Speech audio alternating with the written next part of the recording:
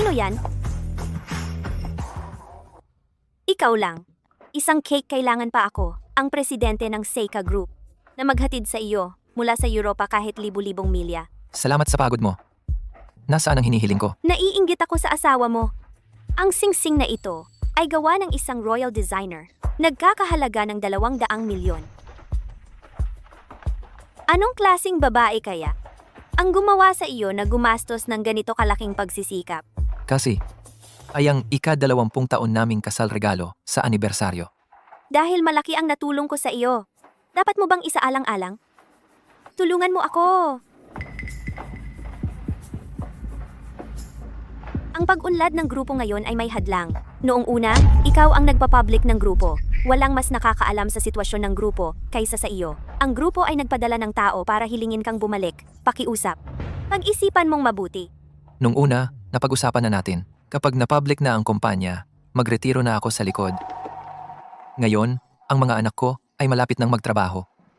Gusto ko lang makasama ng maayos ang asawa ko at mag-enjoy sa buhay.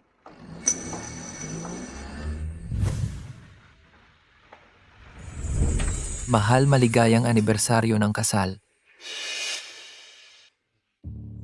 Liu Yuanzhou. Kumusta? Ako si Gu Yanzhou, ay kaklase ni Ching Er sa kolehiyo at ang unang pag-ibig ni Ching Er.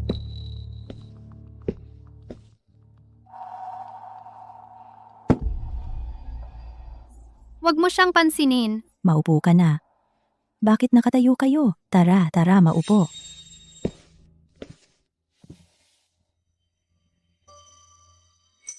Nagdala ako ng mga bitamina para kay tita.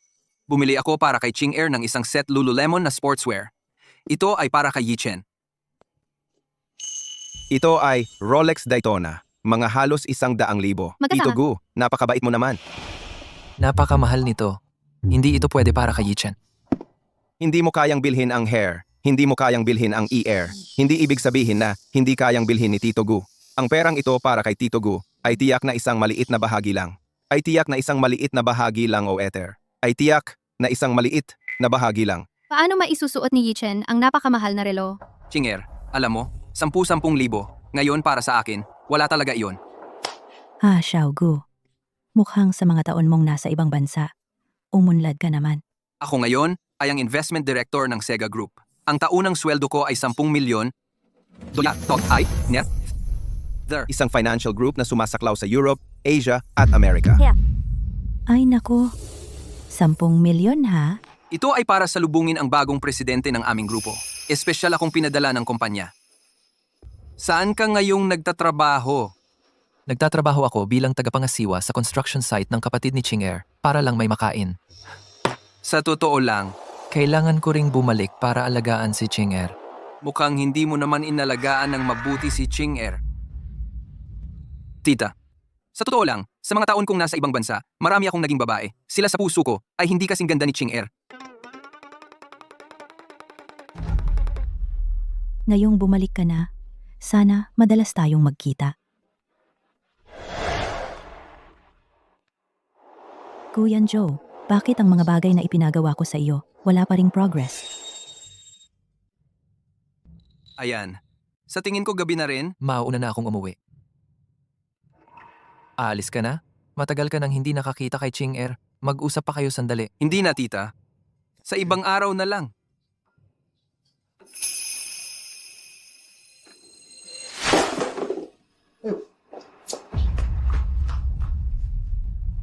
Okay lang. Ako na mismo. Mauna na ako. Pasensya ka na, Yanzhou.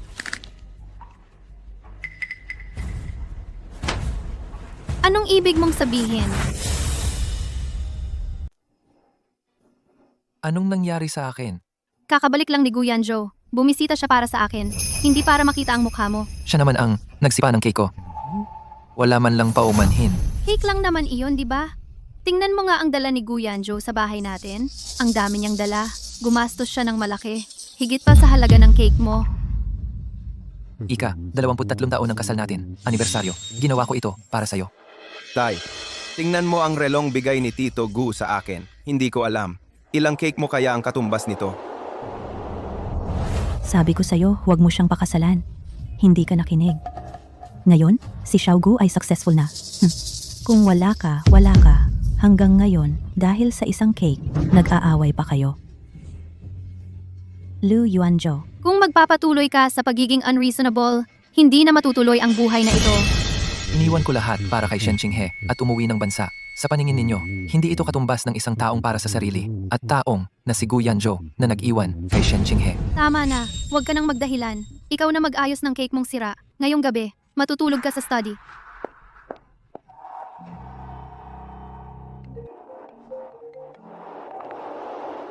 Presidente Lu, ako si Gu Yanzhou, mula sa Seika Group. Sabi ko sa'yo, huwag mo siyang pakasalan.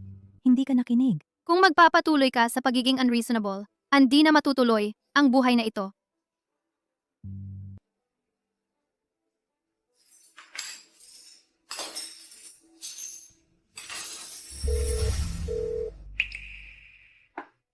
Mukhang, kailangan ko pang personal, makipag-usap kay Mr. Lu. Lu Yuanzhou, kung magpapatuloy ka sa pagiging ganyan, hindi na matutuloy ang buhay natin. Mahal, aalis na ako para magtrabaho. Huwag ka nang magalit. Nag-isip ako kagabi. Hindi dapat ako nagalit sa'yo. Pasensya na. Mahal,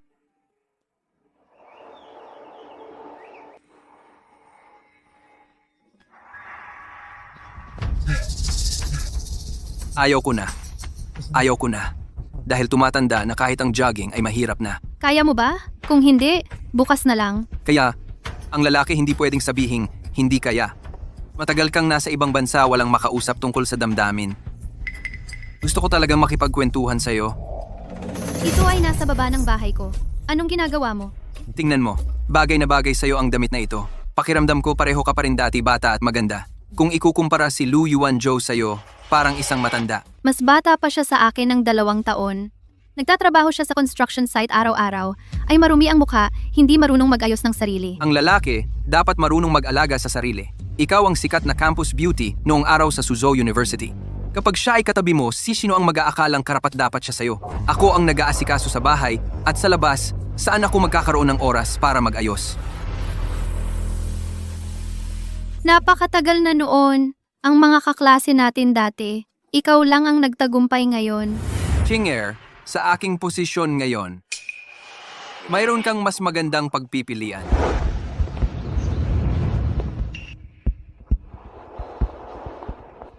Kailangan ko nang pumasok. Oo, uy! Nagjo-jogging kami ngayon. Gusto mo bang sumama? Alam mo sanay si Ching-er na mag-jogging nitong mga araw na nasa China ako. Walang ginagawa sa umaga kaya inaya ko si Ching-er na sumama. Sigurado akong hindi ka naman magagalit, di ba? Ano namang ikagagalit ko? Ay, huwag mo na siyang pansinin. Kaya mo bang tumakbo pa?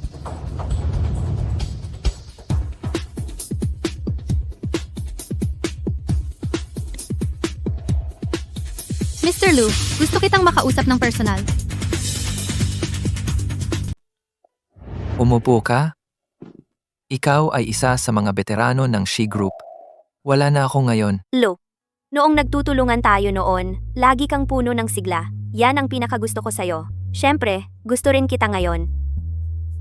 Mandy, alam mong walang posibilidad sa atin.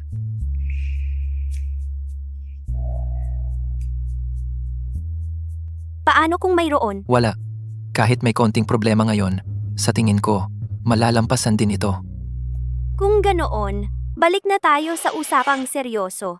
Mr. Lu, formal akong humihiling sa'yo, sana ay bumalik ka sa Europa upang maging presidente muli ng Shijia Group. Mandy, natutuwa akong dumalaw ka para magbalik tanaw. Pero kung ito ang usapan, pareho pa rin ang sagot ko kahapon. Imposible. Noong panahon, para sa kanya, iniwan ko ang lahat para pumunta sa Suzhou. Ngayon, hindi ko rin kayang iwan siya para pumunta sa Europa. First time mo sa Suzhou, di ba? Ako na ang magbabayad ng kape mo. Salamat sa mga inihanda mo.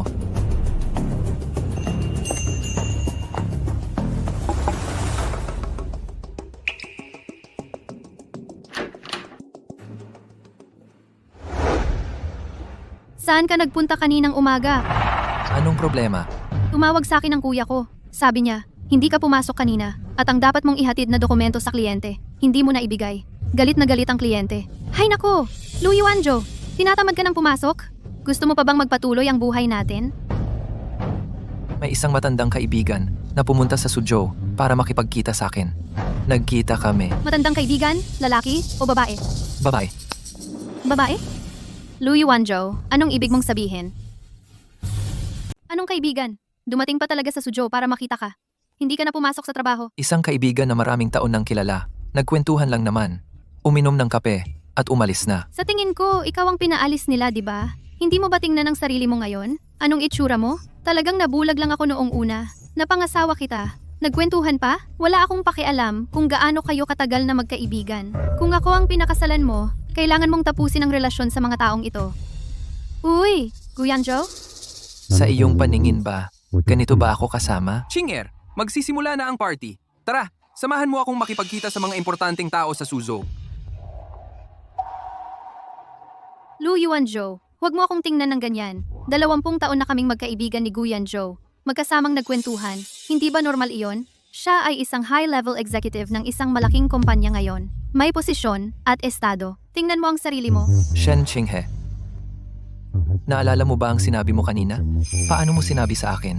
Lu Yuanjo, anong ibig mong sabihin? Huwag mong ikumpara ang iba sa akin at kay Guyanjo. Guyanjo. Tuwing nababanggit si Guyanjo, iba na ang itsura mo. Maging ganito ka, kuripot. Hindi ka talaga mukhang lalaki. Kung hindi mo kayang tanggapin, sabihin mo. Kung hindi, hiwalayan na lang tayo. Huwag mong hayaang maapi ka. Shen Qinghe, hindi ko inaasahan na para kay Guyanjo, ganito ka magpartial. Maliwanag naman na alam mo ang tama. Pero kapag si Guyanjo ang pinag-uusapan, agad kang nagbabago ng ugali. Tama na. Tamad na rin akong makipagtalo sa'yo. Malapit nang gumraduate si Yichen. Tumawag sa akin si Guyanjo. Sabi niya aayusin niya ang trabaho para kay Yichen. Kailangan ko siyang samahan mamayang gabi. Dumalo sa isang party. Sa gabi, ikaw na lang ang kumain mag-isa.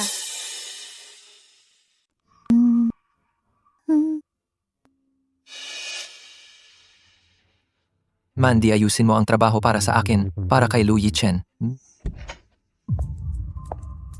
Kaya kung ayusin ang trabaho ni Yichen, hindi mo kailangang sumama sa kanya para kumain. Bakit ang makitid ng iyong pag-iisip? Tingnan mo ang sarili mo sa salamin, patungkol sa sarili mong trabaho. Ako ang naghanap para sa'yo. Saan ka nakakakuha ng mukha para sabihin iyan? Pumunta ako para sa pamilyang ito. Buong araw ka lang, ano pa ba ang magagawa mo kundi mag-isip ng kung ano-ano? Hindi ako nag-iisip ng walang basehan, kaya ko talagang ayusin, para kay Yichen. Tama na. Lalo kang ganyan, lalo mo lang akong nandidiri.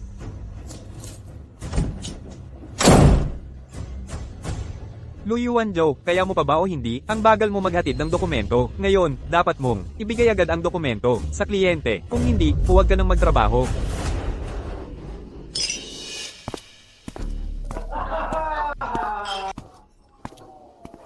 Ma'am, si Mr. Go ay nakaangat na ang baso hanggang ngayon. Wala kang imik?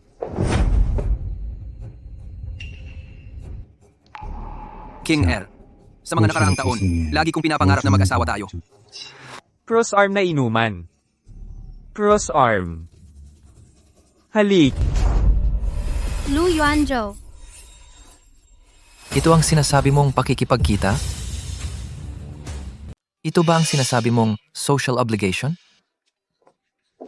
Lu Yuanjo.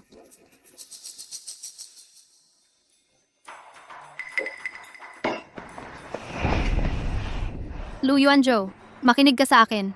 Hindi ganyan ang sitwasyon. Ano ang akala mo? Hindi ba't nasisiyahan ka sa pag-inom ng cross-arm wine sa kanya? Ginawa ko lang iyon para hindi mapahiya si Guyanjo. Hindi ba niya alam na kasal ka na? O nakalimutan mo na rin? Ngayon ay para sa trabaho ni Yichen. Anong trabaho? Kailangan pang mag-alaga ng nanay para makipag-inuman at ngumiti kay Guyanzo? Lu Yuanjo, may konsensya ka ba sa pagsasalita mo? Ang tungkol kay Yichen, kung hindi ako aasa kay Guyanjo, sino pa ang aasahan ko? Maliban kay Guyanjo, sino pa? Sino ang makakapagpadali ng buhay ko? Sa tingin mo, si Guyanjo lang ang makakapagbigay sa iyo ng mas magandang buhay? Si Guyanjo lang. Uy, Bakit hindi mo pa dinadala? Gusto mo pa bang magtrabaho? ayaw ko na. Putang ina, kung sino gusto, siya na. Tingnan mo ang sarili mo, ni hindi mo kayang panatilihin ang trabaho mo. Aasa ba ako sa iyo, Lu Yuanjo? Hindi kita maaasahan. Ano ang sinabi mo? Sabi ko, hindi kita maaasahan. Kung sa tingin mo hindi mo ako maaasahan, sige, pumunta ka kay Guyanzo. Pero, sana, hindi ka magsisi.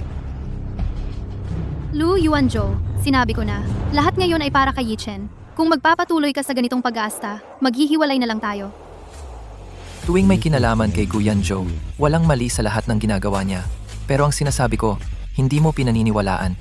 Kaya pala ang ating mga pananaw, mula pa sa simula, ay magkasalungat. Chen Qinghe, kung ganoon, marahil dapat ko nang bitawan ang 23 taon kong pagmamahal na walang katumbas. Mr. Liu, muli. Mandy, pumayag akong pumunta sa Europa.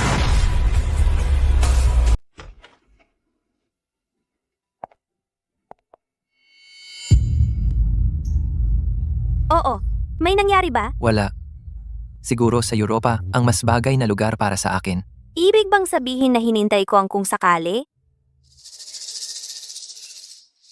Sige, tigilan na kita sa pagbiro. Dahil pumayag ka, ayon sa tradisyon ng Europa, magdaraos ako para sa iyo ng isang pagsalubong na sayawan. Itakda natin bukas ng gabi. Ano sa tingin mo? Ikaw na ang magdesisyon. Tandaan mong dalhin ang iyong kapareha sa sayaw, o kaya maari akong maging kapareha mo.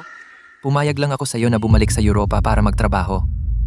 Mabuti, pagdating sa Europa, hindi ka ba matatakot na wala kang pagkakataong makuha ako?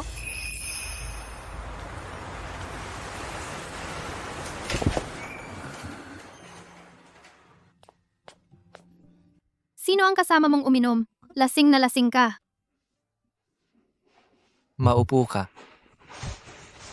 Alam mo bang ang paglalasing ay ang pinakawalang kakayahang pagpapakita ng isang lalaki? Kung may sasabihin ka, sabihin mo na. Bukas ng gabi, may sayawan ako. Pwede mo ba akong samahan? Sumama ka sa akin. Ang trabaho ni Yichen. Ang buhay na gusto mo, kaya kong ibigay lahat sa'yo. Lu Yuanzhou, huwag ka nang mag-imagine. Bakit mo akaya bigyan ng buhay na gusto ko? Bukas ng gabi, si Gu Yuanzhou ang mag-host ng isang sayawan. Pumayag na akong samahan ka. Ang pagsama sa'yo sa sayawan, natatakot ako na hindi mo mabili ang damit na pangsayaw ko ay hindi mo kayang bilhin. Ang 23 taon na pinagsamang oras sa harap ni Guyanzo ay parang isang dakot na buhangin. Ang mga itinuturing kong mahalaga ang mga pinagdaan ng bagyo at pagsubok ngayon, sa tingin ko, ay naging pagsasakripisyo na lang.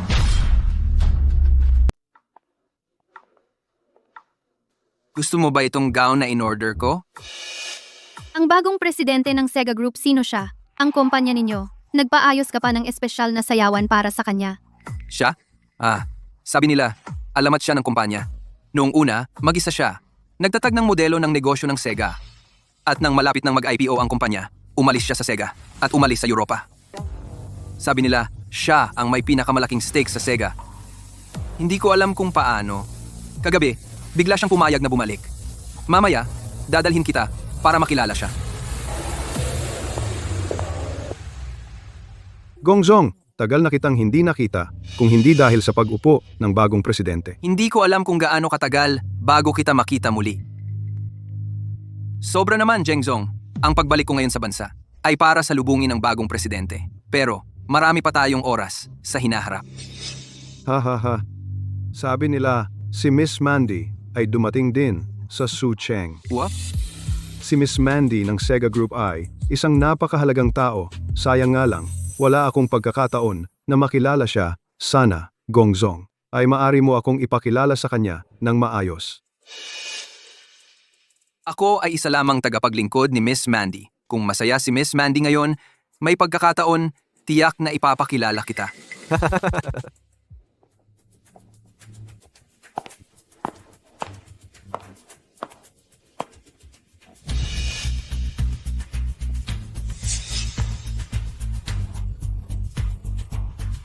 Lu Yuanzhou.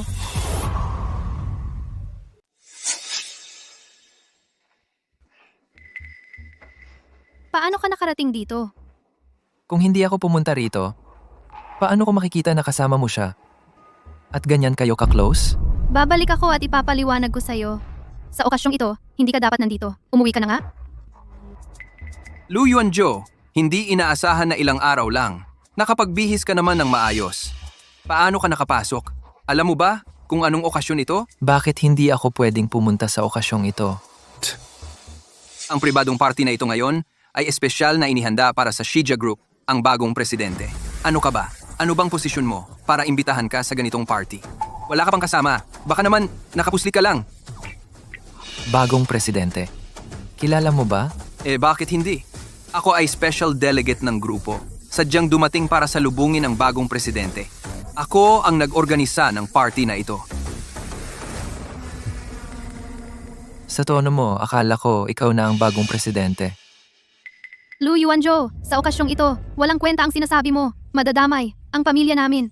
Ching-er, sa okasyong ito, hindi lahat ng tao ay pwedeng pumunta. Kapag dumating na ang bagong presidente, at makakita ng taong kagaya mo, baka magalit pa. Kung tungkol kay Yi Chen, Lu Yuanzhou, narinig mo ba ako? Tigilan mo na ang gulo rito. Mahalaga ba ang kinabukasan ni Yi Chen o ang peke mong pagmamataas? Kung hindi ka pa aalis, magdiborsyo na tayo. Tingnan nyo, dumating na si Miss Mandy.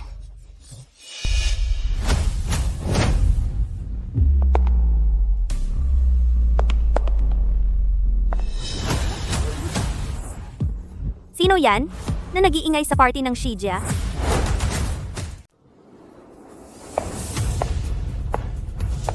Miss Mandy, kumusta po? Ako ang direktor ng Jianzhong Industrial.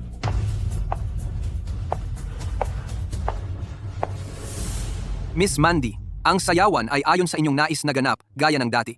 Ito si Miss Mandy ang presidente ng Sega Group sa Europa at isa sa mga matatandang miyembro ng grupo. Lahat, tumahimik. Huwag mag-alala. Gu Yuanzhou, sino ang nagpapahintulot sa iyo na magdala ng mga hindi ka nais-nais na tao dito? Paumanhin, Miss Mandy, papalabasin ko siya agad. Siya ang tinutukoy ko. Palabasin siya. Miss Mandy, siya. Siya ang aking kasayaw. Sandali lang. Siya ang aking asawa, Shen Qinghe. Lu Yuanzhou, wala kang karapatang magsalita dito. No. Paumanhin, Miss Mandy. Ang taong ito, hindi alam kung paano siya nakapasok. Kung siya nga ang iyong asawa, bakit siya ang kasayaw ni Gu Yuanzhou? Miss Mandy, ako at si Gu Yuanzhou ay magkaibigan ng mahigit 20 taon dahil inanyayahan niya ako natural na bibigyan ko siya ng karangalan. Sinabi ko na sa iyo na maging aking kasayaw. Hindi ba't mag-asawa tayo sa loob ng maraming taon sa iyong paningin? Mas mahalaga pa siya kaysa sa akin. Isang estranghero. Anong karapatan mong ikumpara ang iyong sarili kay Gu Yuanzhou? Anong okasyon ito ngayon? Ikaw na araw-araw ay walang ginagawa, ano ang mas mahalaga kaysa kay Gu Yuanzhou? Tama na, Ching-er. Maraming tao ang nanonood. Palabasin na lang siya, bantay. Miss Mandy, ang taong ito ay walang karapatan na nandito, lalo na wala man lang siyang kasayaw. Pwede akong maging kasayaw niya. Miss Mandy, natatakot ako kahit gusto mong maging kasayaw niya, wala siyang lakas ng loob. Umalis ka ngayon. Kapag nakauwi na ako, maaari pa tayong mag-usap ng maayos. Kung mananatili ka rito at magwawala, bukas ay hihiwalayan kita. Ako ang nagwawala? Lu Yuanzhou, araw-araw akong nagsisikap panatilihin ang pamilyang ito, gawin kang kontento. Ngunit ikaw, maliban sa pagdududa sa mga taong ito, ano ang ibinigay mo sa akin na disenteng buhay? Ngayon, para sa kinabukasan ni Yi Chen, hinihiling ko lang na wag mo akong hadlangan. Mahirap ba yan? Pagod na talaga ako. Sawa na ako. Shen Qinghe. 23 taon na ang nakalipas. Umiiyak ka at sinabi sa akin gusto mo ng isang matatag na tahanan. Sa mga taong ito, nanatili akong tapat. Akala mo nagpapakatamad lang ako. Hindi. Hinihintay kitang lumingon at tingnan ang pamilyang ito. Ngunit ano na ang nakikita mo ngayon?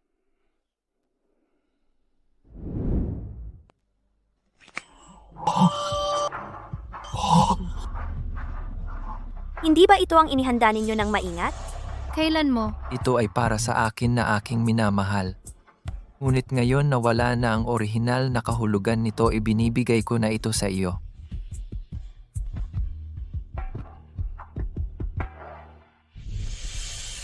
Lu Yuanzhou, hindi mo ba narinig ang sinabi ko? Shen Qinghe, ang lahat ng nangyari ngayon ay dahil sa iyong sariling pagkakamali. Anong kasalanan ko? Para kay Yi Chen. Nagpupumilit ako. Para sa kinabukasan, mas magandang buhay. Nagpapakahirap ako sa lahat. Ikaw? Maliban sa araw-araw kang nagdududa, ano pa bang kaya mong gawin? Kung ang tinatawag mong pagpupumilit at pagpapakahirap ay ang pagsama-sama mo sa kanya sa paglilibang, Talagang nahirapan ka nga. dahil lagi mong binabanggit ang diborsyo, ngayon, gagawin ko ang gusto mo. Lu Yuanzhou, binabalaan kita. Huwag kang magkwento sa harap ni Miss Mandy ng mga chismis. Formal kong inimbita si Ching Er bilang aking kasayaw sa sayawan. Ikaw, isang basura na walang pera at posisyon. Karapat-dapat ka bang makipaghiwalay kay Ching Er? Gu Yanzhou, ito ay kanilang personal na bagay. Hindi ka dapat makialam. Miss Mandy, ako at si Ching Er ay matagal nang nagkakasundo. Noong naghiwalay kami, ito ay hindi namin kagustuhan. Sayang lang, at may mga taong hindi marunong magpahalaga. Hindi nila alam na sila'y nasa kaginhawaan. Pero dahil magdidiborsyo na sila, gusto kong gamitin ang okasyong ito para hilingin kay Miss Mandy na maging saksi ko.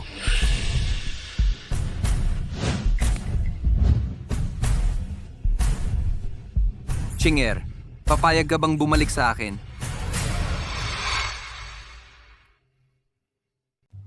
Nako, ito ba yung pagkatapos magtagumpay ng isang lalaki na nakakaantig na kwento ng muling pagkakamtan ng tunay na pag-ibig? Kung ako sa edad na ito, may taong handang gawin ito para sa akin. Gagawin ko ang lahat para makasama siya. May asawa na siya. Ano naman, si Amo Go ay mayaman at romantiko, at inaalagaan pa ang sarili. Tingnan mo yung lalaki, marumi at walang kwenta. Baka paggabi, kapag hinubad ang damit, amoy ng katawan. Alam ng kahit sino kung alin ang pipiliin. Ching Er, ang sandaling ito ay pinaghandaan ko ng matagal. Ngayon, maswerte akong sa presensya ni Miss Mandy habang iniaalay ko sa iyo ang singsing na ito, ipinapahayag ko ang aking damdamin. Hindi niyo po ba sila sasawayin? Pigilan? Sa mata ng lahat, ako ay isang segundang kotse matanda at sira-sira, at posibleng tumagas ang langis. Pero sa paningin ko, ikaw ay isang antigong kotse, kahit medyo matanda, pero naglalabas ng nakakabighaning alindog. Ching Er, maraming tao ang nanonood.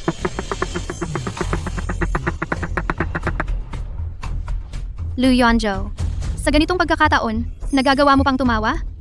Sige, kung ganyan ka manhid, huwag mong sisihin kung hindi kita respetuhin sa harap ng lahat.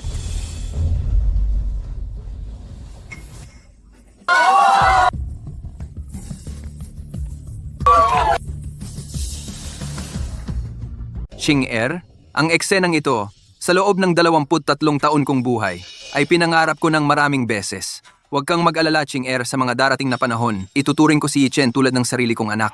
Basta't magkasama tayo, naniniwala ako, simula ngayon, wala nang makapaghihiwalay sa atin. King Er, tingnan mo, lahat sila ay bumabati sa atin. Lu Yuanzhou, di ba? Bibigyan kita ng pagkakataon. Narito ang 5 milyon. Kunin mo ito. Iwanan mo na si Ching Er. Lu Yuanzhou, bibigyan kita ng isa pang pagkakataon. Umalis ka na dito ngayon. Ituturing kong walang nangyari. Maaari mong ituring na walang nangyari. Wala akong magagawa. Ayan, tama. Si Ching Er ay magiging masaya lamang kung kasama ako. Ang 5 milyong ito ay sapat na para makahanap ka ng ordinaryong tao at mabuhay sa natitira mong buhay. Sa harap ng sarili mong mga mata, Nakikita ang sarili mong asawa. na inagaw ng iba, at wala kang magawa. Ang lalaking nasa ganitong edad. Kapag walang pera, mahirap tumbasan ang kabutihan ng magandang babae.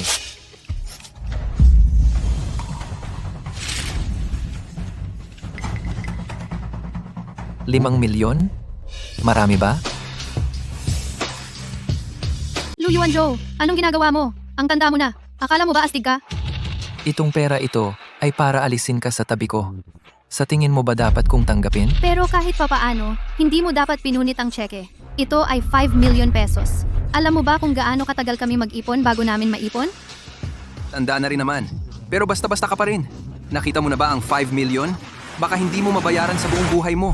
Sa tingin ko, ang taong ito ay walang alam sa pagkakaiba-iba ng mundo. Walang konsepto.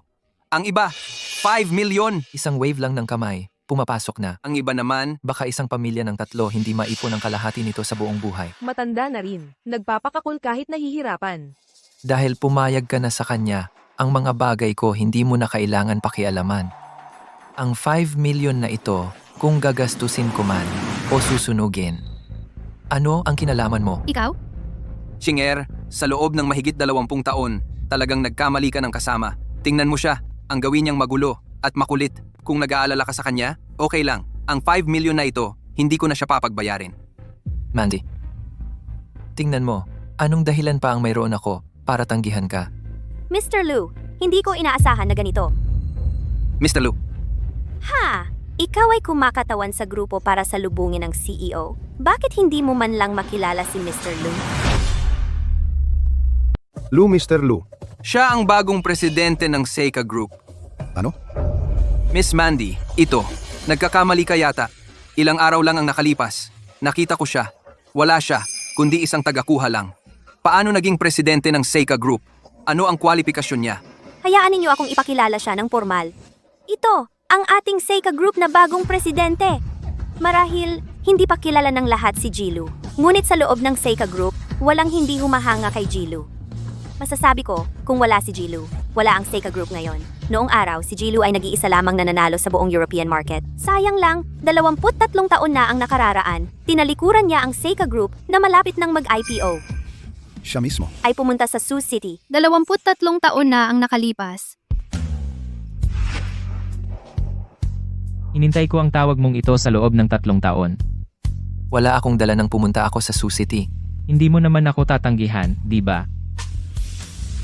23 taon na ang nakalipas, para sa'yo. Iniwan ni Jilu ang lahat ng meron siya. Sa loob ng maraming taon, tuwing nahihirapan ang Sega Group, sinusubukan naming ibalik si Jilu upang pamunuan muli ang kumpanya. Pero laging dahilan ni Jilu ay pamilya. Tinanggihan niya ako. Para makumbinsi si Jilu sa pagkakataong ito, espesyal akong nagmula sa France patungong Suzhou. Talaga namang hindi mo mahuhusgahan ang tao sa itsura. Kayong mga babae, madaling maloko. MR. Lou, kahit sa oras na ito, hindi dapat ako masyadong masaya. Pero gusto ko pa rin pasalamatan si Miss Shen. Ikaw ang nagbalik kay Jilu sa Sega. Ga. Naniniwala ako na sa ilalim ng pamumuno ni Jilu, ang Sega Group ay muling tatayo sa tuktok ng mundo.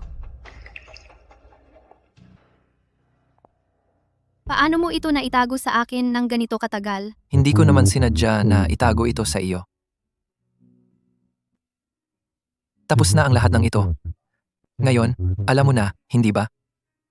Anong ibig mong sabihin na tapos na? Hindi mo ba tinanggap ang kanyang pagmamahal? Hindi ko kayang ibahagi ang pagmamahal mo sa iba. Binigyan kita ng pagkakataon. Hindi ganyan ang nangyari. Lou Yuanzhou. Ngayon ko lang nalaman kung bakit hindi mo naanyayahan si MR. Lou, hindi dapat ikaw ang ipinadala ng grupo. Mandy, kung hindi siyang ipinadala ng grupo, kahit ikaw ang pumunta, wala rin. Siguro ito ang itinakda ng tadhana. Ano sa palagay mo ang dapat gawin sa kanya?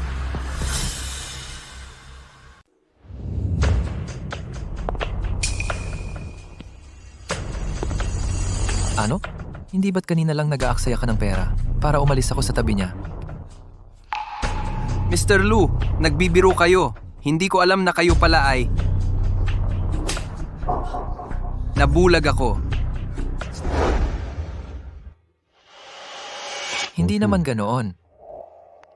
Bilang kanyang kapareha sa sayaw, umaasa pa siya na makakatulong ka kay Yi Chen. Ang inaasahan ni Shen Qinghe sa iyo ay napatas. Lou Yuanzhou, huwag kang maging sarcastic dito. Ikaw ang hindi umuunlad sa loob ng maraming taon. Kung hindi dahil kay Yi Chen na makapagtapos at magkaroon ng trabaho, bakit ako hihingi sa kanya? Lou Yuanzhou, ikaw naman ay may kakayahang gawin ang lahat.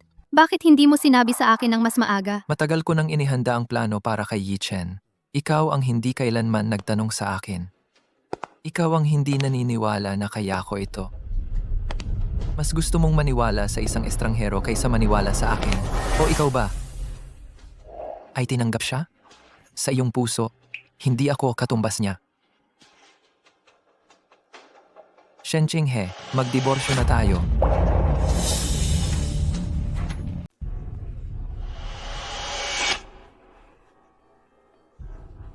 Lou Yuanzhou, paulit-ulit mong sinasabi na para sa akin ay isinuko mo ang lahat. Pero sa mga nakaraang taon, ano ba talaga ang ginawa mo para sa akin?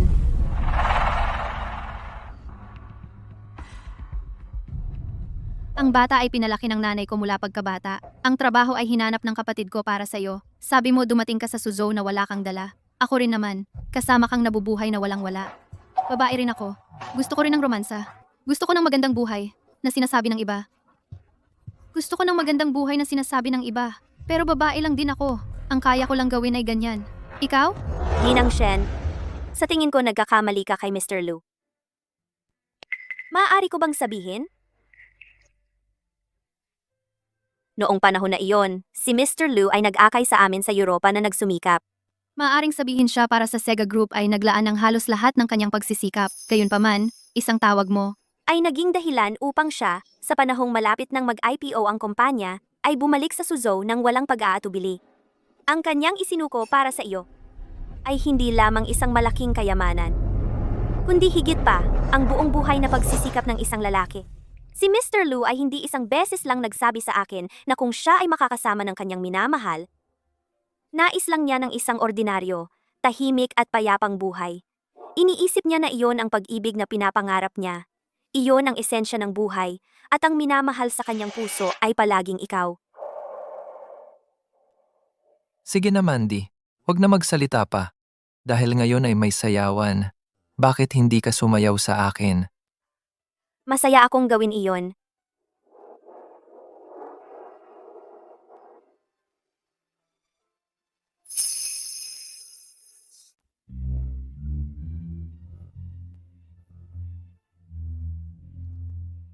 Ako. Talaga bang ako ang mali?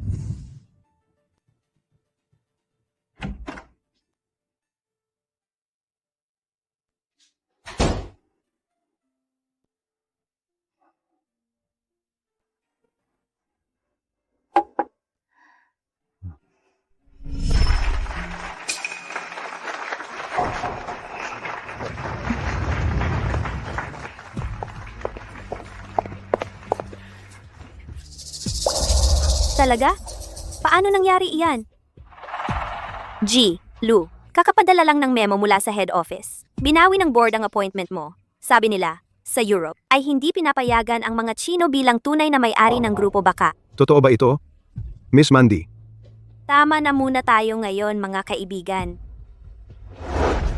Narinig mo ba? Shen Qinghe, ano ang ibig mong sabihin? Tiyak na siya ay pinipigilan ng mga mataas na opisyal ng punong tanggapan.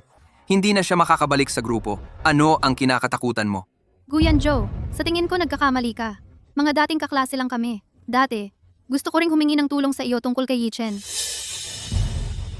King Er, hindi mo ba sinabi sa akin kanina na sasang-ayon ka? Gu Yanzu. Matagal na ang nakaraan ng tungkol sa atin. May sarili na akong pamilya ngayon. Pero sinabi niya kanina na makikipaghiwalay siya sa'yo. Lu Yuanzhou, ihintayin kita sa bahay. King Er, may hindi ba tayo pagkakaintindihan? Kuyan Joe, ano pa bang gusto mong gawin?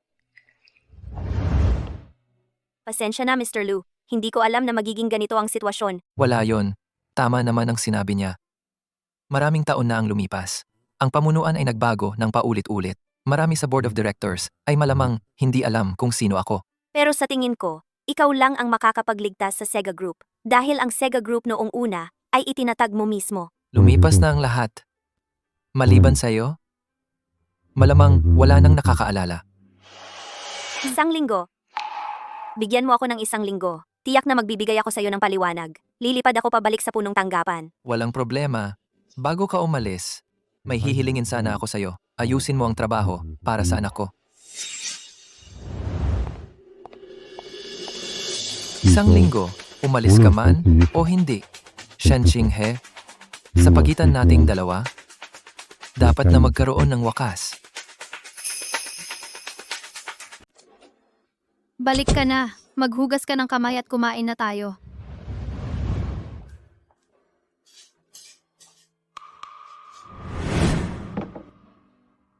Oh, mukhang ang galing ng luto mo. Simula ngayon, ikaw na magluto sa bahay. Sige, walang problema. Ako na ang bahala sa kusina simula ngayon. Ikaw, maghintay ka na lang kumain.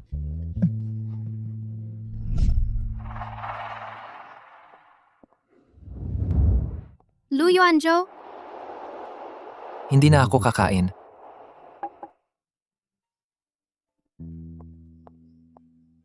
kumain ka na. Samahan mo ako mag-usap. Masarap ba? Matagal na akong hindi nakakain ng luto mo. Ang sarap pa rin gaya ng dati. Tapos na akong kumain. Lu Yuanjo. Pwede bang hindi na tayo maghiwalay?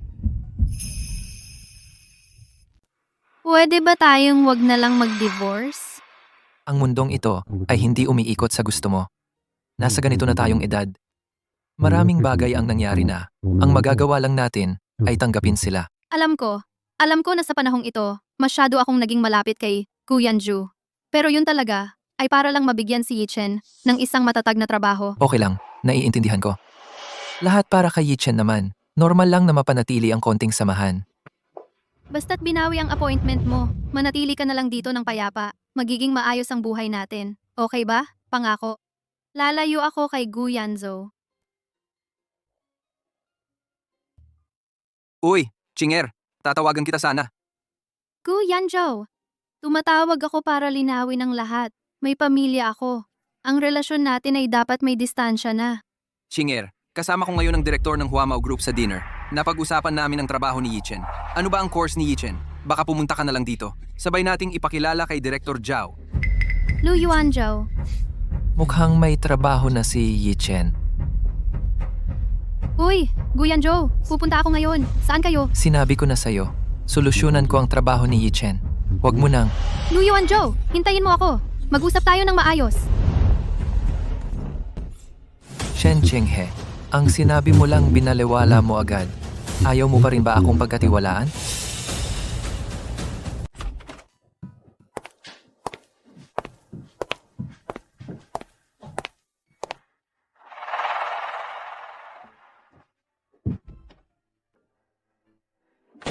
Weekend ngayon. Ang aga mo naman bumangon.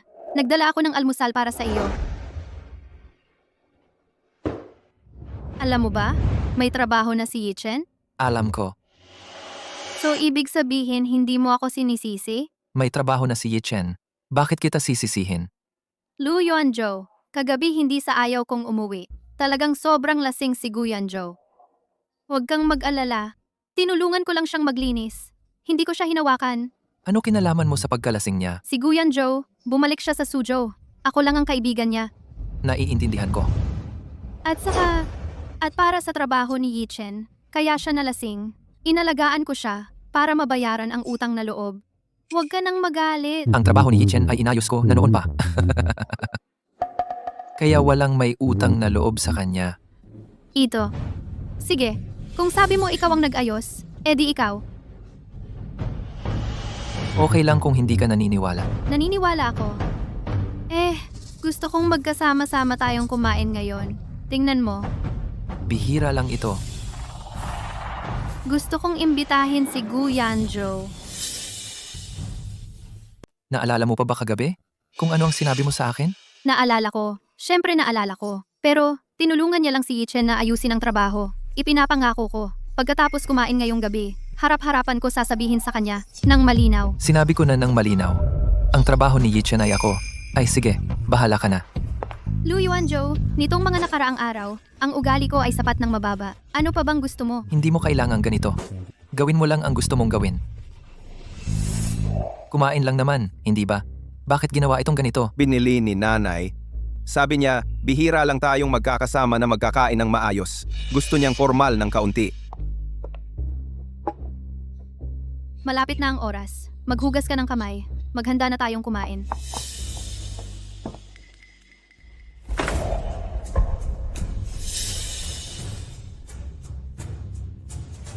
Magandang umaga po, Tito Gu. Huwag kang tumayo sa pintuan. Pumasok ka at umupo. Oo nga. Xiaogu, pasok ka at umupo. Ay, Xiaogu, tingnan mo ito. Talagang gusto ka naming anyayahan sa hapunan para pasalamatan ka ng maayos. Dumating ka naman agad. Bakit ka pa nagdala ng regalo? Oo nga. Kailangan pa rin ang mga kagandahang loob. At saka, dahil sa relasyon namin ni Ching Er, maliit na bagay lang ito bilang tanda ng pag-alala. Tingnan mo si Xiaogu. Ang kanyang pakikitungo. Walang masabi. Hindi tulad ng iba. May bisitang pumasok sa bahay. Hindi man lang bumati. Nanay? Halika, Xiaogu, maupo ka muna. Salamat, tita. Lu Yuanjo, umupo ka rin. Guyanjo, tungkol kay Yichen, salamat pa rin sa iyo. Mag-toast para kay Tito Gu. Salamat, Tito Gu. Walang anuman. Para sa akin, maliit na bagay lang ito. Hindi ako tulad ng iba, walang kakayahan, at mahilig pang magpakatanga sa mga dating tagumpay. Siya nga pala, ayos lang ba ang likod mo? Kasalanan ko lahat kagabi. Nasaktan kita. Diba? Hindi ganoon. Hindi mo ba dapat ipaliwanag sa akin? Sobrang dami nang nainom niya kagabi. Nung buhat ko siya, napakabigat niya. Nawalan ako ng balanse. Nasaktan ang likod ko. Tama, kasalanan ko lahat. Ay, dito sa Suzhou, si Ching-er lang ang nag-aalaga sa akin. At saka, buong magdamag siyang nag-abala. Ano ka ba? Kilala mo na si Ching-er dati pa. Sa loob ng maraming taon. At malaki ang naitulong mo kay Ching-er at sa kanyang anak. Tama lang na alagaan ka ni Ching-er. Nako, tita, ganoon man. Di natatakot ako na baka may taong makitid ang pag-iisip. At baka sisihin si Ching-er pagdating ng panahon. Tama na, Gu Yanzhou. Hindi ko akalain na pagkatapos ng maraming taon, naaalala mo pa rin, paborito ko ang kalabasa. Tikman mo rin. Napakatamis. Mahal, gusto ko ng kalabasa na lugaw mamayang gabi.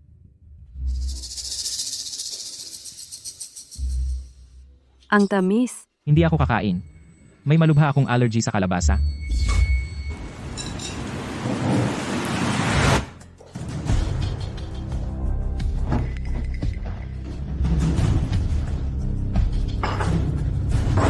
Lu Yuanzhou, ano ang ibig mong sabihin?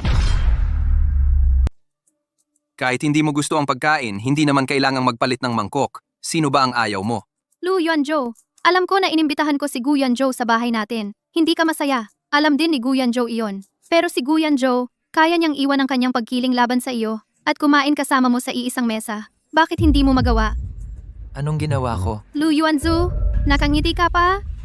Lu Yuanzhou, alam kong hindi ka masaya sa mga nakaraang araw. Pero nitong mga nakaraang araw, napakabait ko na sa iyo. Pinagbigyan na kita sa lahat. Tinatanong kita sa lahat. Ano pa ba ang gusto mong gawin ko? Totoo, tinanong mo ako sa lahat. Pero ang aking opinyon, kailan mo ba sinunod? Si Gu Yanzhou, talaga namang tumulong kay Yichen. Hindi ba dapat nating pasalamatan siya ng maayos? Sisi, Chinga, kasalanan ko ito.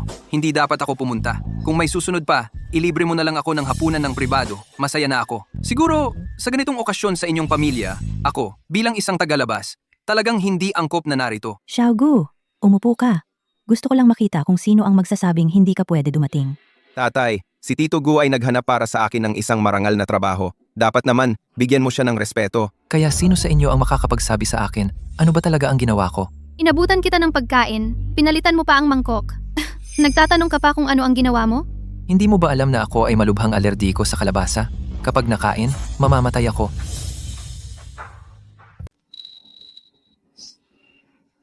Pwede ka bang kumain ng maayos? Pero hindi mo dapat ginagawa yan kay Ching-er. Pwede bang magsalita ka ng maayos? Mga bagay ng pamilya namin, wala ka pa sa lugar para pakialaman to. Lu Yuanzhou, saan ka pupunta? Nagagalit ka pa? Isa kang lalaki? Nanay, tama na. Huwag ka nang magsalita. Gu Yanzhou, sa pagitan ko at ni Lu Yuanzhou, laging naging tapat sa isa't isa. Sa tingin ko, kailangan pa rin nating panatilihin ang ilang distansya. Shen Ching-he, kung kaya mong sabihin ang ganyang salita, bakit hindi mo sinabi noon pa? Lu Yuanzhou, anong gagawin mo? Lu Yuanzhou, mananakit ka ba? Maghihimagsi ka ba? Tay, Lu Yuanzhou, ano yung gagawin mo? Isang bote ng mumurahing alak at binalot pa sa papel. Itong bote ng alak ay ginawa noong araw ng kasal natin. Iningatan ko hanggang ngayon. Akala ko sana itatago hanggang sa ating golden anniversary at bubuksan para ipagdiwang. Pero sa tingin ko, baka hindi na ako makapaghintay hanggang doon.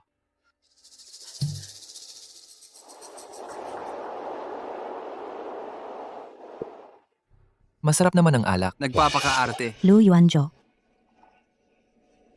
Naalala mo ba kung gaano na tayo katagal na kasal?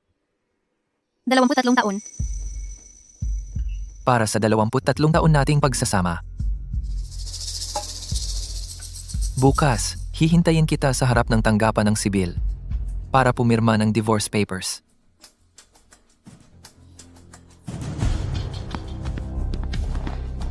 Diborsyo? Hindi Lu Yuanzhou. Ingat.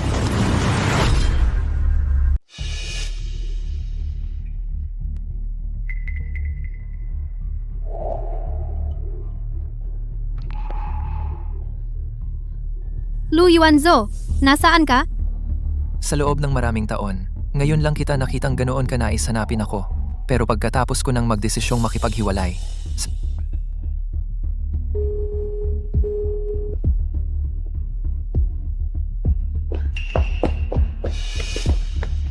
King Er, teka lang.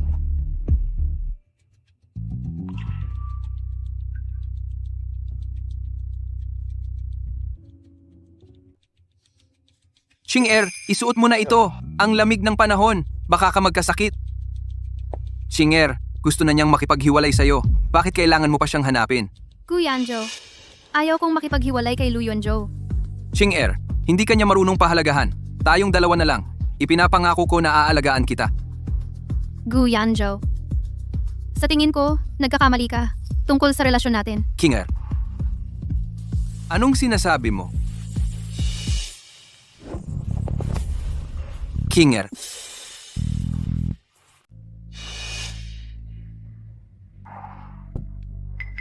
Chinghe, magingot ko. Lu Yuanzhou, alam mo ba, si Chinghe kagabi, para hanapin ka nag-iisa sa labas parang langaw na walang direksyon hinanap ka buong gabi. Alam mo ba kung anong panahong ito? Hindi man lang siya nagsuot ng jacket, nahimatay siya dahil sa lamig. Shen Chinghe, ikaw naman ang ayaw sa akin, di ba? Ngayon, gusto mong mag-divorce. Bakit mo pa pinapahirapan ang sarili mo? Lu Yuanzhou, pwede ba tayong huwag na lang mag-divorce? Kung hindi ka maganda ang pakiramdam, pwede kang umuwi ngayon. Magpahinga ka muna. Pwedeng ibang araw na lang tayo magproseso. Lu Yuanzhou, ano ka ba? Lalaki ka ba o hindi? Si Chinghe ay ganito na. Paano mo pa siya masasaktan ng ganito? Okay lang, ngayon na. Itong divorce certificate ay sumasalamin sa 23 taon nating pagsasama. Shen Chinghe. Kung tadhana, magkita ulit tayo. Lu Yuanzhou, May iba ka pa bang sasabihin?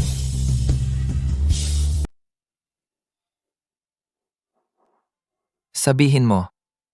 Kung kaya ko naman. Susubukan ko. ilang araw na lang, kaarawan na ni Yichen. Sa loob ng maraming taon, ang kaarawan ni Yichen, hindi namin siya napagdiwang ng maayos. Gusto ko sanang sumama ka sa akin na ipagdiwang ng maayos ang kaarawan ni Yichen. Oh, pupunta ako.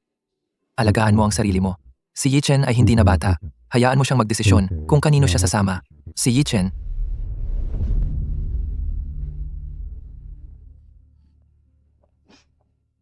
Chinger, huwag kang mag-alala. Nandito ako. Hindi ko hahayaang iwan ka ni Yichen.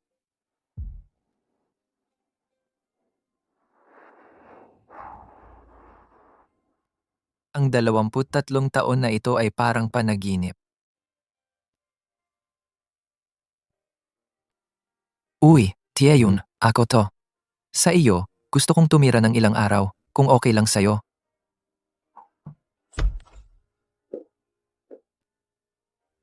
Bakit ka pa bumalik? Ikaw na walang konsensya. Bumalik ako para kumuha ng gamit. Lumayas ka. Nanay, papasukin mo na siya. Oy, Chinger. Iniwan niya ang pamilya at hindi na pinapansin. At ikaw, sinusuportahan mo pa siya?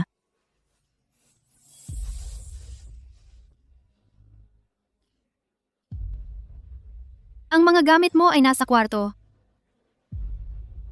Naihanda ko na lahat para sa'yo. Salamat. Tingnan mo siya. Parang walang utang na loob. Noong una, dukha siyang dumating sa lungsod ng Su. Ipipilit mo pa ring pakasalan siya. Ngayon, tingnan mo ang nangyari. Pabigat siya sa'yo sa kalahati ng buhay mo. At ngayon, hihiwalayan ka na niya.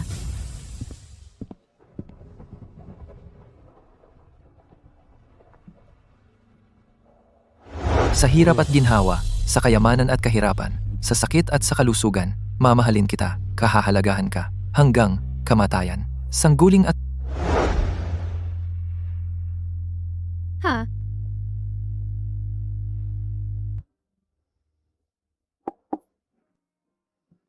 Lu Yuanzhou, may iba ka pa bang sasabihin? Ano? ano ang plano mo sa susunod? Bahala na muna. Umalis muna ako. Hindi naman kailangan magmadali sa pag-alis.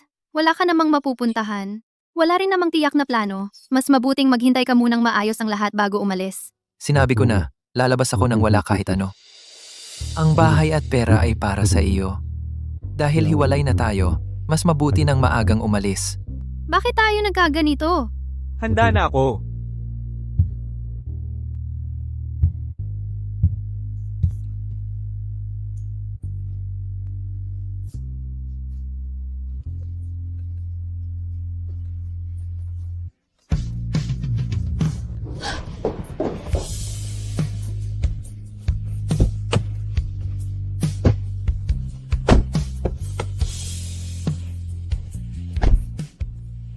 Ito lang ang dala mo? 23 taon, ito lang. Kung may kailangan ka, sabihin mo lang. Kumpleto naman ang gamit ko. Salamat, Tia Hun. Kung may kailangan ka, sabihin mo lang. Walang problema.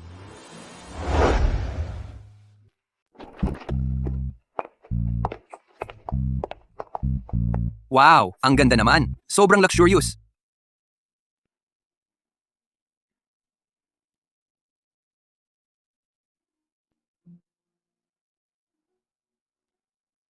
Kung hindi birthday ni Chen Xiao ngayon, hindi natin makikita ang ganitong eksena.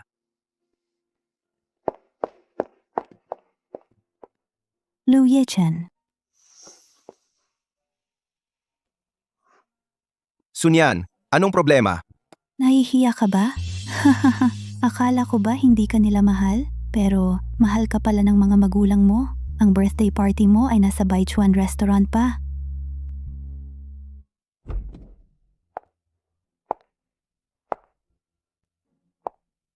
Ma, nandito ka na pala. Magandang araw po, tita. Magandang araw sa inyo. Yishan. Ang birthday party na ito ay inorganisa para sa'yo ng Tito Gu.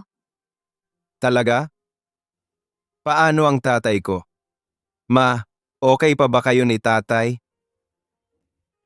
Ang tatay mo. Happy birthday, Yi-Chen!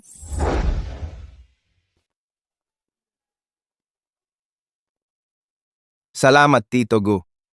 Ito ang regalo ko sa iyo para sa kaarawan mo. Buksan mo, tingnan mo kung gusto mo.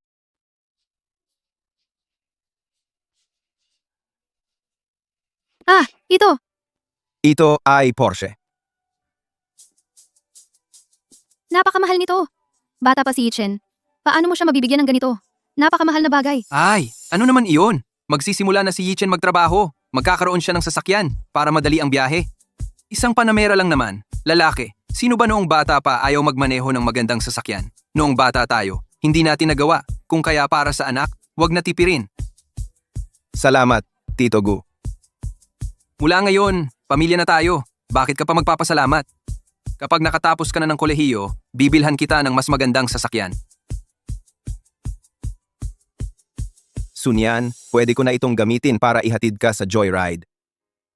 Lu Yichen, ang bait ng pamilya mo sa iyo. Sino siya? Ang generous niya sa iyo. Siya ang ng nanay ko.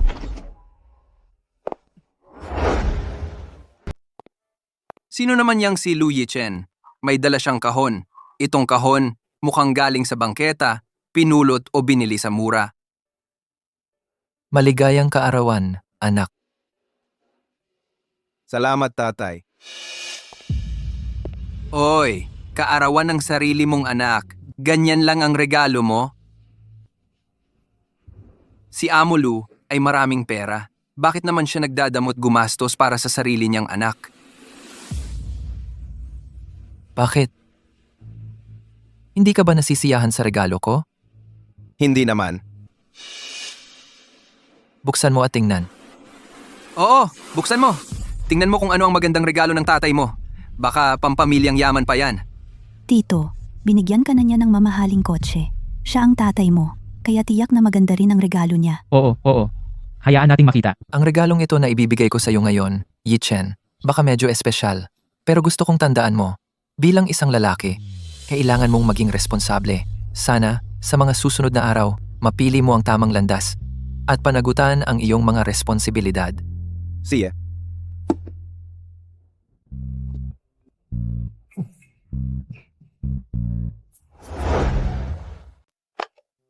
Himp, kaarawan ni Yichen. Ganyan lang ang binigay mong bagsak na bagay? Baka mamahaling painting o kaligrapya iyan. Himp, anong mamahaling bagay ang kaya niyang ibigay? Malamang, sa kung saang tindahan, sa kalsada, pinulot lang. Ano? Ang regalo ni tatay sa'yo. Natatakot ka bang hindi ito maganda?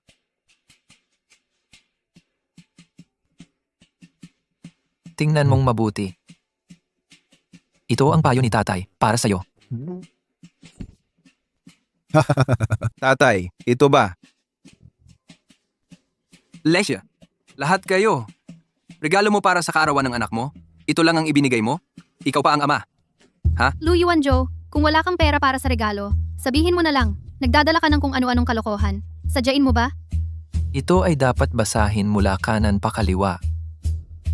Sabi, tao ay may pinanghahawakan. Ang sulat ay mukhang malakas at makapangyarihan. Ito ba ay isinulat ng isang kilalang manunulat?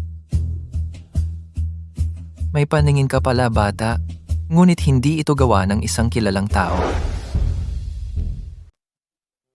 Ito ay... Sino ang sumulat? Ako ang sumulat. Hahaha. Yichen, ano ba tong ginagawa mo? Puro basurang painting lang naman ito. Magkano? Sabihin mo ang halaga. Babayaran kita. Pulutin mo. Ayoko. Sinabi kong pulutin mo ang mga piraso. Pinunit ko lang, ano naman? Puro basura lang naman ito. Kung sunugin man, mas mahal pa ang panggatong. Yichen, huwag kang mag-alala. Nandito ang Tito Gu mo ngayon.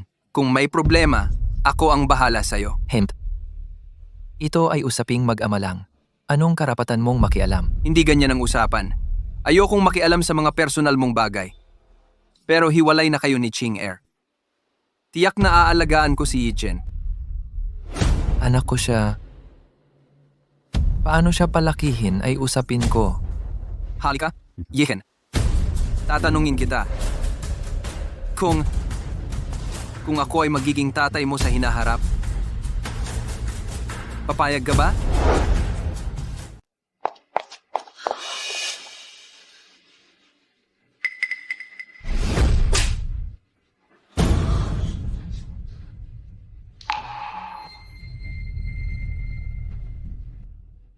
Bakit mo ako sinasaktan?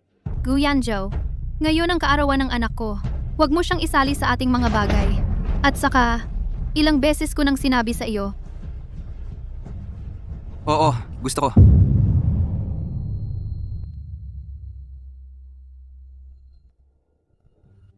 Talaga? Yichen? Yishan. Kapag ikinasal na ako ng iyong ina, magkakapangalan ka na ng Gu, okay?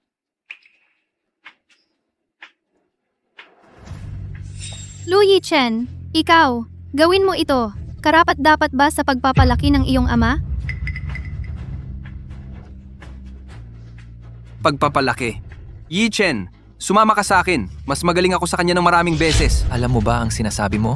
Mukhang ang 4 na salitang ibinigay ko sa iyo ay wala kang naintindihan. At pinagsasabi mo pa ang pangit mong sulat? Anong basura ang ibinibigay mo? Sabi mo pa ay may katayuan na ibinigay ng isang taong may posisyon. Sa nakikita ko, nakakulong ka pa rin sa dati mong kaluwalhatian. Ang mga sulat at pintura ko, si Lu Yuanzhou, maraming tao ang gustong makuha.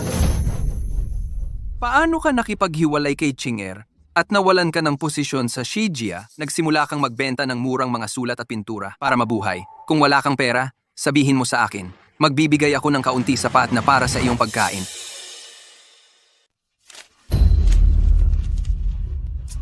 Hinahagis na lang ang pera sa mukha. Sobrang kahiya-hiya naman. Pasensya na, sabi ni Gu Yanzhou. Gustong ipagdiwang ng maayos ang kaarawan ni Yichen, kaya ko siya inimbita. Ikaw, okay ka lang? Ang konti naman. Akala ko, maglalabas ka ng ilang milyon. Mukhang wala ka ng hiya. Kulang? Kulang? May dagdag pa. Tumigil ka na sa paggawa. Hindi ko kailangan ang konti mong pera. Kung ganoon. Mayaman ka pala. Mayaman ka pero sa kaarawan ng sarili mong anak. Ayaw mong magbigay ng disenteng regalo. Anong klaseng ama ka? Kung gusto mong makuha ang gusto mo, kailangan mong pagsikapan. Walang makakaprotekta sa'yo habang buhay. Kung wala kang pera at ayaw mong gumastos, sabihin mo na lang. Ang dami mong magagandang salita dahil wala kang kakayahan. Sabi mo mayaman ka, di ba? Halika. Yung cheque ko na 5 milyon. Mukhang nakalimutan mo na talaga. Dahil paulit-ulit mong sinasabi na may kakayahan ka at may abilidad. Patunayan mo sa akin yung cheque na pinunit mo na 5 milyon. Mababayaran mo ba? 5 milyon na. Paano naman mababayaran iyon?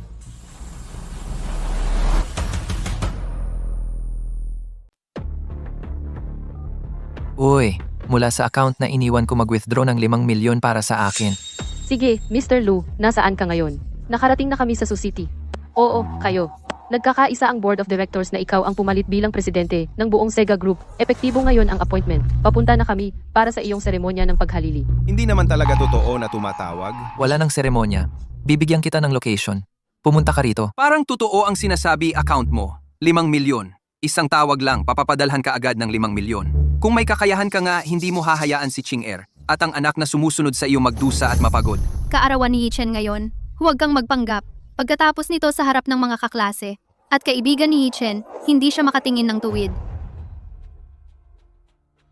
Hindi ba gusto mong ibalik ko sa iyo ang pera? Sana sa oras na iyon, maibigay ko sa iyo. Kaya mo pang panatilihin ang ganyang ugali. Ano ang problema sa ugali ko? May nagbibigay sa akin ng pera, natutuwa pa ako. Kapag napatunayan mong kaya mong ilabas ang perang ito, saka na tayo mag-usap. Sayang, ang hirap makuha ang gana. Mr. Lu, ang 5 milyon na hinihingi mo ay nasa account na.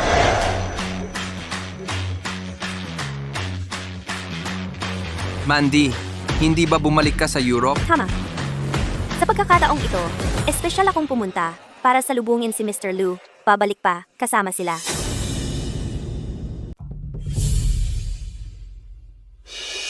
Miss William Sakurai Yukino, bakit kayo nandito?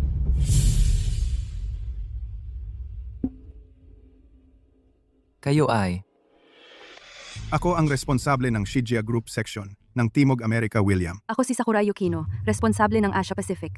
Ngayon, gusto ni Mandy na, para kay Ginoong Lu Yuanzhou, magdaos ng isang salo-salo para sa kanya. Ngunit hindi namin nakita si Ginoong Lu. Hindi namin akalain na nandito ka pala. Nabalitaan nila na babalik ka sa grupo espesyal silang pumunta sa Suzhou para salubungin ka. Ako ay nakarinig ng mga kwento tungkol kay Ginoong Lu. Hakbang-hakbang. Umabot ako sa posisyong ito dahil gusto mong bumalik sa grupo. Siyempre, dapat akong pumunta upang magpakita ng respeto. Narinig ko kay Mandy, may mga problema sa iyong pamilya. Sa palagay ko, walang babaeng mas mahusay kaysa sa mga babae ng Japan bilang asawa. Ito ang mga marangal na babae ng Japan. Bata at maganda kung hindi ka nasisiyahan sa kanila. Handa rin akong maging mabuting asawa para kay Ginoong Lu. Miss Sakurai Yukino, hindi na kailangan magbiro ng ganyan.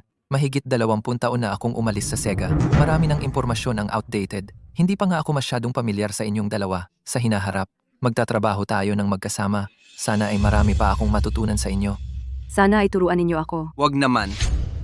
Ang punong tanggapan? Hindi ba binawi ang iyong appointment? Sa pagsasaalang-alang ng Board of Directors, Mr. Lu ngayon, siya ang presidente ng buong grupo. Ito. Paano ito nangyari? Paano? Talaga bang 3 kaming narito ng sabay? Hindi pa ba sapat para patunayan? Kailan ba kita dinaya? Lu Yichen, ang galing pala ng tatay mo. Presidente pala siya ng Sega Group. Pero bakit niya itinatago sa pamilya natin sa loob ng maraming taon? Mr. Lu, narinig ko kay Mandy. Kailangan mo ng pondo kung kailangan mo pa. Sana ay bigyan mo ako ng pagkakataon. Handa akong ibigay ang lahat ng kailangan mo. Gumastos ng pera para makuha ang loob ni Mr. Lu. Ang talino mo naman sa kalkulasyon. Miss Sakurai Yuki, anong ibig mong sabihin? Sa daan, sinabi sa akin ng mga tauhan ko, ngayon ay kaarawan ng inyong anak, nagpahanda ako ng regalo. Lu Yichen, ang galing pala ng tatay mo. Huwag na kayong mag-aksaya ng oras. Kaarawan pala ng inyong anak ngayon. Mabilis, maghanda ng regalo bilang tanda. Sana ay tanggapin mo, Mr. Lu. See ya.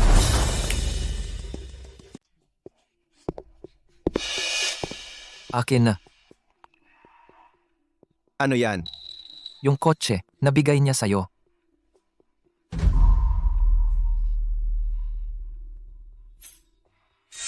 Huwag kang mag-alala. Kung pera niya ang ginamit, para bilhin ang regalo, isasauli ko sa'yo ang kotse. Kahit hindi ako sang-ayon, sa napakabata mong edad, na magmaneho ng napakagandang kotse. Pero hindi ko rin basta-basta aalisin ang karapatan mong tumanggap ng regalo. Lu Yuanzhou, ano bang sinasabi mo? 1,000,000 lang. Wala yun sa akin.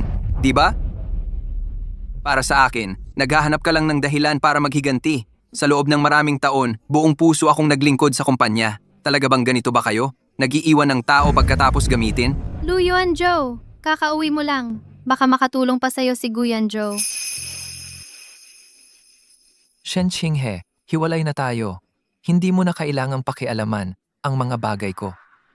Mandy, Mr. Lu, dati naming pagkakamali iyon. Si Gu Yanzhou ay nag-misappropriate ng pondo ng kumpanya at ninakaw ang ari-arian ng kumpanya at ginamit ang kanyang posisyon sa investment department para tumanggap ng suhol ng maraming beses. Ito ang mga ebidensyang naipon ko. Gu Yanzhou, nakita mo ang sarili mong pirma. Ano pa ang masasabi mo? Ginoong Gu Yanzhou, dadalahin ka namin pabalik sa Europa. Ang mga krimeng ginawa mo doon ay parurusahan ng mabigat na parusa. Mandy, dahil sa loob ng maraming taon na nagtrabaho ako ng husto para sa grupo, pakiusap, pakawalan mo na ako. Sa panahon ng aking termino, masyado kitang pinagkatiwalaan na naging dahilan ng iyong paglabag sa batas. Dahil si Mr. Lu ay bumalik na sa angkan, kaya ikaw, na parang peste, ay tiyak na hindi dapat manatiling. Alam ko, hindi mo ako basta-basta pakakawalan. Pero naisip mo ba, hindi lang ikaw ang may desisyon sa grupo. Anong ibig mong sabihin? Sasabihin ko sa'yo, mayroon akong tao sa itaas. Gusto ninyo akong dalhin pabalik sa Europa. Kailangan muna nating tingnan ang tao sa itaas ko, kung papayag ba o hindi.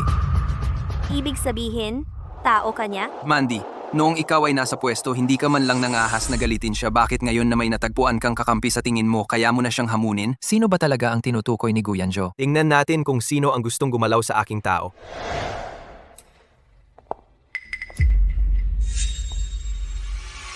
Mr. Lu, ang lakas ng iyong dating. Pagdating mo pa lang, gusto mo na agad galawin ang aking tao. Ang pangalan niya ay Klaus. Siya ang vice-presidente ng Sega Group ngayon. Gusto niyang maging presidente. Klaus. Malaki ang kanyang impluensya sa kumpanya. Ngunit dahil sa iyo sa puso ng board, Hindi mapapalitang posisyon. kaya't nagpa siya ang board na ibigay ang posisyon ng presidente sa iyong mga kamay. Ginoong Lu, binabati kita sa pagbabalik mo sa Sega. Hayaan mo akong magpakilala. Ang pangalan ko ay Klaus. Ako ang vice-presidente ng Sega Group. May balita ako tungkol kay Ginoong Klaus.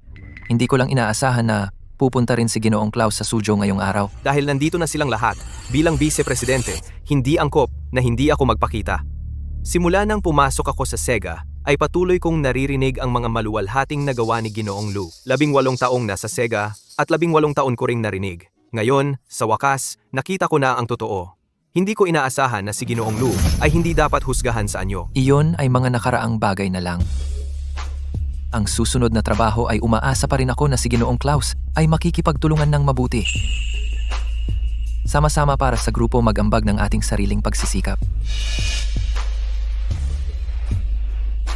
Paano kung hindi ako? Kung hindi ka, ang vice-presidente ng European Region, baka kailangan ng palitan ng tao. Ha ha ha ha ha ha ha ha. Mr. Lu, ang posisyon ng vice-presidente ang board lang ang may kapangyarihang magtalaga at magtanggal. Kayo ang kapangyarihan lang sa ibaba nito. 18 taon ako sa Sega. Wala akong hindi nakita na malaking problema. Ikaw, isang matandang buto, mula 20 taon na ang nakalipas. Dapat nang maging nakaraan. Ngunit ang mga tangang iyon sa board ang pagsamba sa iyo ay parang nakakakita ng Diyos. Ngayon gusto kong makita kung anong kakayahan mo talaga para tanggalin ang tao ko. Lu Yuanzhou, hindi ka ba nagmamalaki kanina? Parang asong umaasa sa amo. Mr. Lu, huwag mong sabihin ng masakit. Mula ngayon, lahat tayo ay magtutulungan. Mukhang si Mr. Klaus ngayon ay nasa panig niya. Kung ang mga sumusunod sa akin ay walang anumang seguridad, paano ako mananatili sa kumpanya? At saan ako kukuha ng maraming mga tapat na tao para sa akin? Bukod pa riyan, At saka, sa posisyon ni Guyanjo, sinong magsasabing malinis siya? mabuti Mandy, tumawag sa board. Sabihin sa kanila na palitan ng vice-presidente na ito para sa akin. Mr. Lu, sinisira mo na ba ang relasyon natin? Hindi mo ba naisip kung hindi aprubahan ng board pagkatapos mawawala ang suporta ko sa iyo? Wala akong pakialam. Sa board, kailangan munang mag-usap saglit. Kailangan ng lupon ng maikling talakayan. Hahaha, mula nung umalis ka sa Sega, ang merkado sa Europa, ako lang ang bumuhay niyan. Sa loob ng anging atong taon, maliban sa akin, sino pa ang nakakupo sa pwestong ito ng ganoon katagal? Isang salita lang? Gusto ninyo akong tanggalin? Maliban kung ang lupon ay mga matatandang hilo na.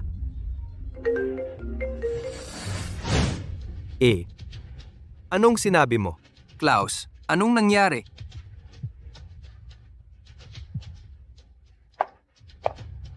May mensahe ang lupon. Tapos na ang pagtanggal kay Klaus. Bakit?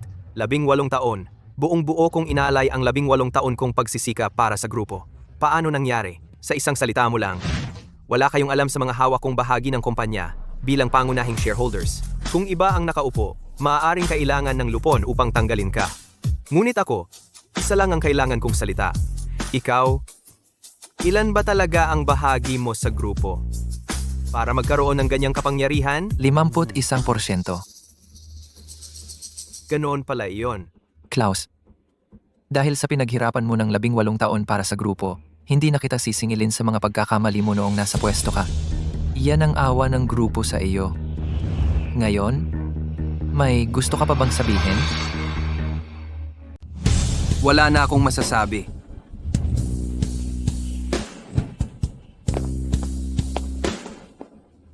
Teka. Inaamin ko na hindi ako kasing galing mo. Pero ang pagmamahal ko kay Chinger ay hindi mas mababa sa iyo. Kung bibigyan ako ng isa pang pagkakataon, hindi ko na iiwan si Chinger. King Air. Noong una, para sa kanya, isinuko ko ang lahat. Hindi para ngayon ay makinig sa mga sinasabi mo. Gumugol ako ng 23 taon para makapasok sa puso niya. Akala ko dati na naabot ko na ang lugar na iyon. Ang pagdating mo ang nagpakita sa akin na ang lahat ng ito ay panig ko lang. Hindi ganyan. Sinasabi mo pa nga na hindi mo ako maaasahan, pero at least mayroon ka pang nanay mo at si Yi Chen. Para sa iyo, nag-iisa akong pumunta sa Suzhou. 23 taon na. Kahit ang sarili kong anak, kailangan tawagin ng ibang tao na tatay. Tatay. Mali ako. Nagkamali ako. Ayaw mo lang mawala ang tatay na mayaman. Lu Yuanzhou, paano mo masasabi sa bata ang mga ganyang salita? Kung wala ang pagkakakilanlan ko ngayon, at ang tinatawag na katayuan, iisipin pa kaya niya na mali siya? Shen Qinghe, nagsisisi ka. Ano ang pinagsisisihan mo? Ang hindi ko agad natuklasan ang iyong pagtataksil o ang pagkawala mo sa akin, ang malaking ginto. Lu Yuanzhou, hindi ako. Tama na. Shen Qinghe, ayoko nang marinig ang sasabihin mo. Sa pagitan natin mula nang pumili kang magtaksil tapos na ang lahat. Ikaw? Kung hindi mo lang itinago sa amin ang iyong pagkatao, siguradong walang ganitong problema. Itinago ko ba? Ang pagkakaisa ng pamilya ba ay nakabatay sa pagkatao? Ang sinasabi ko ay katapatan. Katapatan. Ang puso mo ay hindi kailanman naging sa akin. Pagod na ako. Ayoko nang magpatuloy ng ganito. Yi Chen, ikaw ang anak ko, ngunit ang ginawa mo ngayon ay lubhang nakadisappoint sa akin. Sa tingin mo ba ang isang tawag ay magpapasya ng lahat? Ang pinili mo ngayon ay hindi ang ama, kundi isang interes. Tatay. Alam kong mali ako. Sa tingin mo ba ang isang simpleng paumanhin ay makakabawi sa iyong pagkakamali? Ang ginawa mo ngayon ay isang paglapastangan sa dignidad ng isang ama. At higit pa, pagtakas sa responsibilidad ng pamilya. Tatay. Hindi ko, dahil ito ay iyong sandaling pagiging pabigla-bigla, ay patatawarin kita. Dapat mong maunawaan ang bawat desisyon ay may kahihinatnan, bawat gawa ay may halaga. Dahil pinili mo si Guyan Joe, dapat mong panindigan ang pinili mong ito at lahat ng dala nito, Mandy, Lu, Yuanjo. Bata pa si Yichen. Ano bang balak mo? Ang trabaho niya ay hahanapin niya mismo, ang aming grupo. Ang kailangan ay ang mga taong tunay na makakapag-ambag sa grupo gamit ang kanilang lakas. Bibigyan kita ng kalahating taon. Maghanap ka ng trabaho mismo, kahit anong trabaho ang gawin mo. Umaasa ako na gagawin mo ito ng buong puso. Sa loob ng iyong tungkulin, ipakita mo sa akin ang iyong kakayahan. Ang trabaho ni Yichen, talaga bang ikaw ang nag-ayos niyon? Sabi ko sa iyo ng maraming beses. Pero ikaw, ayaw mo pa ring maniwala sa akin.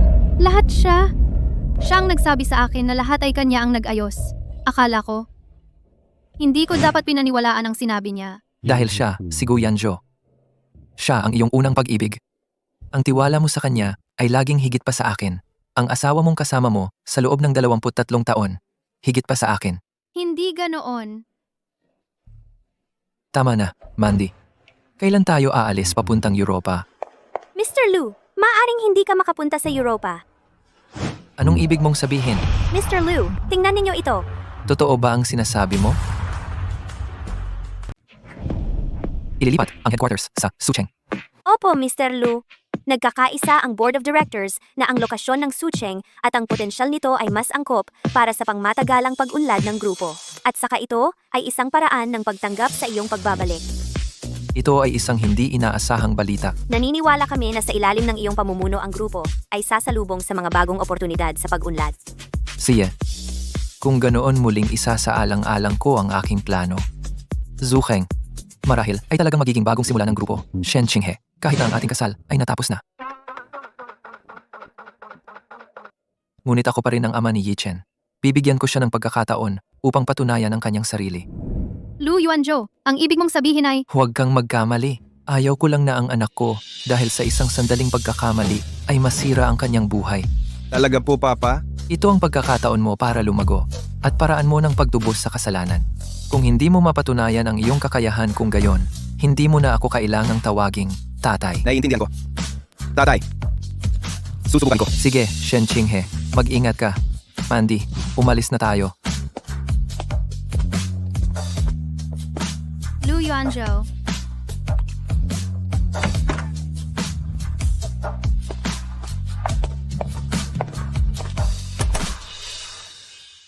Nagbago na siguro. Lagi namang nagbabago ang tao, lalo na kapag nakakaranas ng pagtataksil at kasinungalingan. Lu Yuanjo. Alam kong nagawa ko ang isang pagkakamaling hindi na mababawi, pero hindi ba talaga tayo pwedeng magsimula muli? Shen Qinghe. Akala mo ba talaga na lahat ay pwedeng balikan? Pinunit mo ang puso ko ng pira-piraso. Ngayon, gusto mo lang sabihin na magsimula muli para idikit iyon? Masyado nang huli. Lu Yuanjo, mali ako. Talagang mali ako. Hindi ko naman intensyong saktan ka. Ako lang ay naligaw lang ng landas. Naligaw ng landas? Shen Qinghe, ito ay dahilan mo para sa iyong pagtataksil. Dahilan, hindi ka naligaw ng landas. Pumili ka ng ibang daan. Isang daang, wala ako. Lu Yuanjo, ako. Tama na. Shen Qinghe, huwag ka nang magsalita. Ayaw ko nang makarinig ng kahit anong paliwanag mo. Ang iyong mga kilos ay nagsasabi na ng lahat. Si Yichen, kami ang kanyang mga magulang. Hindi natin siya pwedeng iwan ng ganito. Hindi ko iiwan ang anak ko, pero hindi nangangahulugan na patatawarin kita.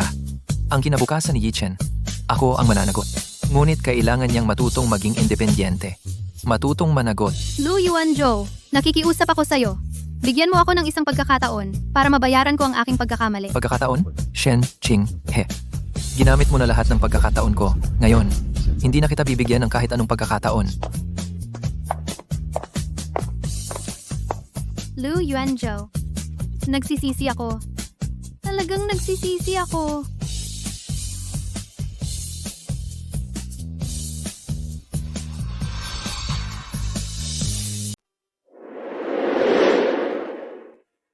Ang bilis ng panahon. Sa isang iglap, maraming taon na ang lumipas. Oo nga, buti na lang pumayag ka sa amin. Ngayon, ang market cap ng Sega ay lumampas na sa 3 trilyon. Ito ay dahil sa iyo. Tatay, ang partnership sa Australia ay napag-usapan ko na. Magkakaroon agad ang Sega ng sangay sa Australia. Nitong mga nakaraang taon, si Xiaolu ay malaki ang pag-unlad. Malaki ang pag-asa na mapagpatuloy ang iyong pamana. Ano? May iniisip ka ba? Sabihin mo lang ng matapang? Ako. Gusto kong makita si nanay.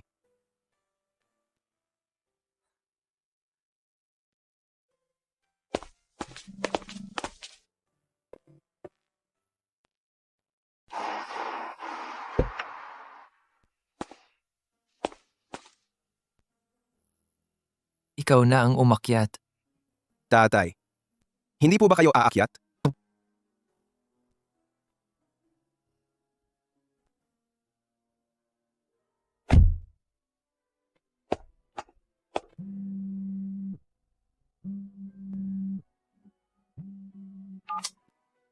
Tay, si nanay po, gusto kayong umakyat at dumalaw. Sabi niya, magluluto siya para sa atin. Huwag na mag-abala.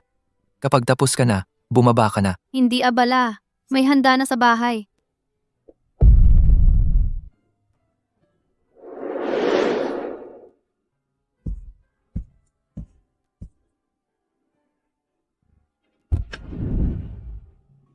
Tatay, napakaraming taon na ang lumipas. Hindi pa rin po ba ninyo pinapatawad si nanay?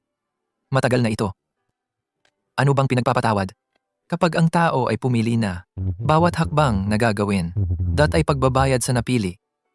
Kung magkita muli, dudulot lang ng problema sa kanya. Tara na.